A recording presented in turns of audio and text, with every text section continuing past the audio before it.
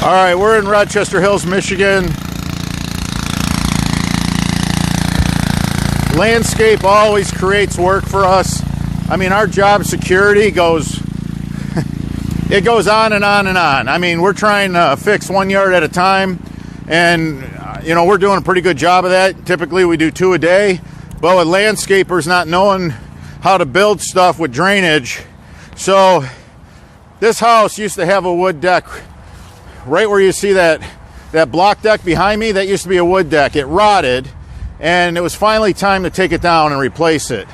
But their swale, they built right in the swale, which, hey, as a contractor, I have done that, but I knew about drainage. So I made sure that I incorporated drainage and went under the patio and continued the drain so that the way to develop this whole property has been developed by engineers. The way the developer had intended this to drain, all our landscapes that we've ever built would allow the properties to still run their drainage water right, believe it or not, underneath the structure and out to the other side where the storm drain is. But now that this one's in, what we're gonna do is we're gonna go ahead and we're just gonna grid it. I sprayed out a French drain grid for the boys. They're cutting off the sod right now. We'll take you along for a ride on this one.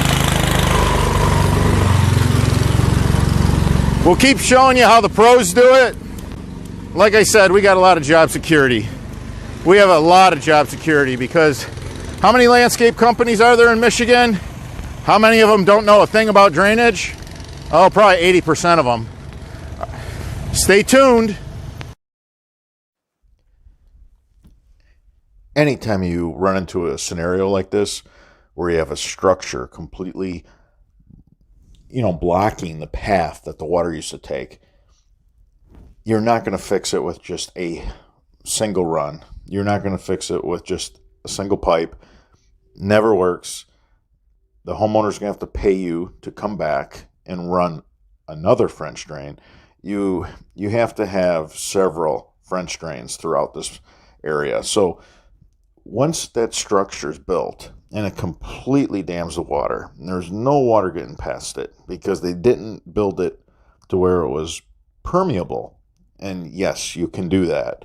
When you gap the blocks at the bottom and you put 1 to 3 inside it, and then you lay drainage fabric over top of the 1 to 3, and then you go ahead and you screech your sand out and you lay your brick pavers, guess what?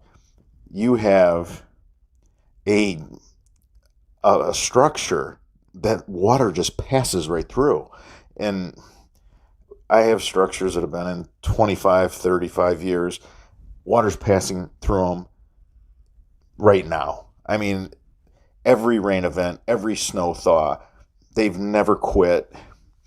So hopefully these guys learned their lesson. Hopefully the homeowner, brought it to their attention that they had to have me contract me, and maybe they can learn from it. Possibly they can even pass this video on to them, and because they did such a beautiful job on the brickwork, they already have that mastered. That is, not an issue. The cuts were precise. Everything was, the pattern, everything was just, top notch. They were not rookies when it comes to laying hardscape, but they just didn't understand drainage. So the only way you fix an area that's, once an area gets dammed in like this, you got a nice flat area, you have to grid it. We're going to grid it, and you have to grab every downspout as well, because that's a big source of water. Now the patio, it was pitched to drain, and that's great. So they, like I said, they knew what they were doing when it came to building that patio. So I have water pitching off the hardscape. I got water coming off the rooftop. I got water coming out of the common area. I got water coming out of the neighbor's yard. All of it's ending up in this one area that's flat, and it's dammed, and it has no way out. So we actually have to dig, and we have to dig deeper as we work our way out of the yard, because it used to run the other way. We're literally making the water run. The the direction it comes from. We're taking it down into a French drain system, and all the water is going to move through a vein of stone and all of our high octane, and we're going to take it to a 6-inch discharge line. So we're not playing. We know the kind of water we're dealing with here, and there's no, storm drain. There's no infrastructure. None of that is available to us. That luxury is not there. So an FDM 20-inch round basin, those are my favorite because they take a 6-inch as well as a 4-inch. Grass is never going to grow over a 20-inch grate. It's an outlet basin. We got it in the front yard where it outlets all this water, and then it just dissipates to the street. Now, Rochester Hills has an ordinance where you cannot discharge water within 20 feet of the curb. So we measured it and we placed it perfectly. So if they drive by and they see water dissipating across the walk, across the median, into the street, we're not going to get a phone call from the homeowner. And when I tell you this is something they enforce, it's no joke. I get a lot of clients that say, you know what, I want you to take it under the walk to the street. And I tell them, they're gonna see the water running down the curb. They enforce it here in Rochester Hills, Michigan, and you're gonna have to pay me to come back and move that 20 feet in. And this homeowner was wonderful to work for. They had trust in their contractor. They did their research. They knew what our MO was. They seen what our reviews were. And, they just basically said, look, you guys are the professionals. Fix it so we can enjoy our beautiful backyard and our beautiful structure next season. Let me take you for a quick bird's eye view of all the sprinkler lines that have been fixed. You can see them going over top of the French drain system. There's a solid pipe in here as well, and that's for the downspouts. You can see our cross tees, our tees. You can see how we were tied into that 6-inch main. So we got an internal tee here that I wanted to show you, and then we did a regular external tee to show you the difference. We love these internal tees. Working in a trench, they're dynamite. I highly recommend them. And the Boffman tile end plug as well. Right here you can see a cross tee. And then we have that solid blue high octane.